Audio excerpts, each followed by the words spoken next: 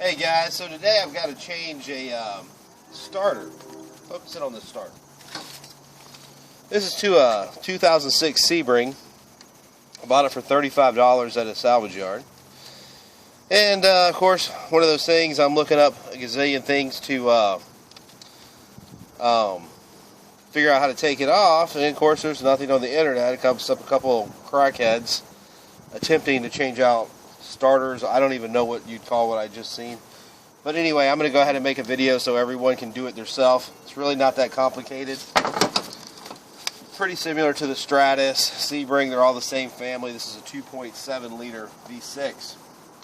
So the first thing you're going to do, look under here and you're going to see I have a block of wood underneath the engine block.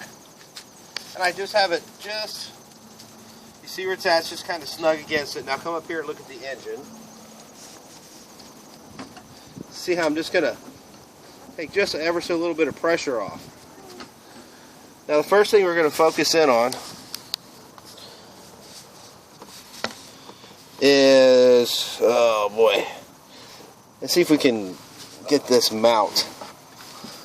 See this mount right here, guys? This mount, we got to take this through hole out. That's the first thing you do. Second thing you do, first thing, take the pressure off. Second, take this mount bolt out. We're actually going to take out the bracket that bolts to the side of the engine block. See that right here? We're going to take this bracket out, which from what I've surmised, it takes 3 15mm bolts to take out. Meanwhile, I'm pretty sure that's going to be a 15, so let me get busy and I'll be right back as soon as I take that out. Okay, so yeah, it's a 15mm, guys, but let me just tell you, that sucker was on there. Let's see if I can even get to this thing now. Oh my god. Use a cheater pipe. Slowly does it, but it'll work. There we go. I should be enough now. Alright, put it on pause and I'll be back with this thing in a minute. So our first bolt turns out is exactly this long. It's a 15mm. Lefty loosey, she comes out. Just takes a little while.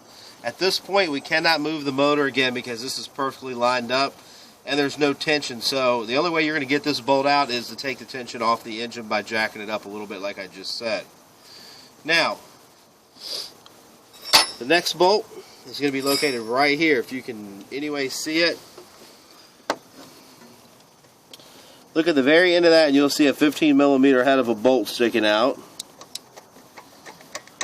That's going to be your top mount on this particular mount. It's right here. I'm going to take that out next, and there's 2 more on the bottom. This is your top mount bolt. I ended up getting it with a 15mm ratcheting wrench. It just seemed a little more convenient. I got it out about a quarter of the way, and I was able to get my hand in there and just turn it out, if that helps anyone. Alright, so I guess we're going to go underneath this bad boy, and let me show you how it works. Put it on pause. Okay, so now you're underneath the bottom here and you see the 2 holes I have out. Trying to do this, and let's see, there's one of them. And there's the second one. See it? That's the 2 bottom bracket bolts. As you'll see, it's going to take a 7/8. You just pull out this oxygen sensor and just sit it to the side here. And once again, I do apologize about the shakiness of this video. But anyway, so this right here, this unit should be loose. Let me check and see. Yeah. It feels like something else is kind of snugging it. So let me investigate a little further and I'll come update you and we'll keep on with this project. Alright, so here's the bracket that covers the starter. 15mm here, 15 down here, 15 there. You'll also notice it has a little heat shield. 2 10mm bolts. I went ahead when I was taking this off and took them off just so I wouldn't have to fight 2 things at one time. Just go ahead and pop those 2 off. See, so they're kind of loose. Now I did throw a kink in the wrench because it's such a tight area. I really didn't feel like fighting it, and I needed to check it anyway. So I just went ahead and pulled my motor mount as well. It's really only 3 bolts, takes an extra 5 minutes. But at the end of the day, it's probably worth checking. See, I've got a bad, right there, see it? So this car has a bad motor mount as well as a bad starter. So, meanwhile, oh yeah, by the way, the reason this, how we determine this is the number 8 fuse keeps blowing on this, which is right here. Whatever number 8 is. It's this gray one right here because you had to switch it out to do it. If you have that fuse blowing out right here, you need a starter, buddy. Pretty much. Now, there's other things that could cause it. 9 times out of 10, it's the starter. Just want to throw you guys out there so you know that.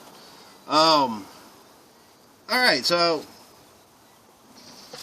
this is kind of what you're looking at underneath the car. Kind of goes like so. And of course, these are mounted from underneath the bottom. Real easy to get to, no problem at all. I just kind of, once they were separated, just kind of wiggled and jiggled and got them out. Alright, so now we're going to go down and access the starter itself. And just from looking, can't really tell much from right here. But let's see, this is a guide. I'm thinking it has one. It could have 2, I guess. 2 or 3. It's got 2 or 3 bolts. I can't really tell yet because this one right here isn't grooved, but it doesn't matter. What could be coming from the other end. Alright, so let me take a look at what I need to do down there and I'll be right back. Alright, so here I got it out.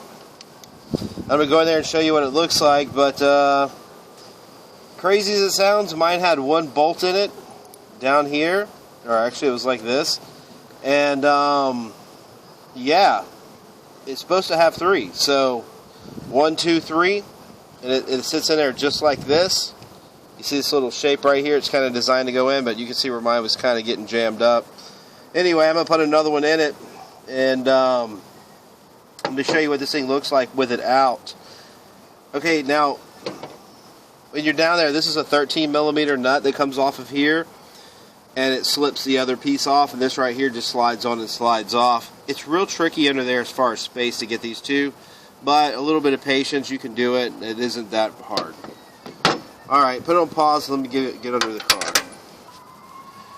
Okay, so guys, there's the hole that we're talking about. You have to be able to work within. Like I said, man, it's a little tough in there. It's a little space. You see the exhaust is kind of in the way. But, I mean, with a little bit of patience, it comes out. And, of course, you do all this in reverse to put it all back together. And, you know what? Before I conclude this, let me just kind of show you what it takes to take the battery off or disconnect it, because this is a little strange deal compared to how it is normally. Alright, hang on a second. Let me show you how to take the battery out. Okay, so turns out the battery's underneath the driver's side fender, inside the splash shield. Yes, another horrendous pain in the butt with this car. However, let me conclude with this job being done and say this. The front motor mount, if you're going to do the time and take that front piece out, go ahead and just take out the radiator fan and give yourself the room to move. I mean, it is so ridiculous. I manipulated that motor up, down, down, up, down, down, down, up, down. I was so sick of messing with that car. And you know, usually I'm pretty cool about stuff, but that's an aggravating car to work on. And but look, pay attention. You need any help? I learned it. I got it. If you need anything to do with it, just give me a call. Hit me up, whatever. Subscribe. Ain't that right, Jen? That's right. And by the way, matter of fact, don't subscribe on this video, because if you subscribe on this video, I'm going to have to work on another Sebring, and that I'm not going to like. But he'll do it. Shut up, I will not. He will. Hey, have you ever wondered what happens at the end of these videos? Bye, y'all. See you on the next flip. No more Chryslers.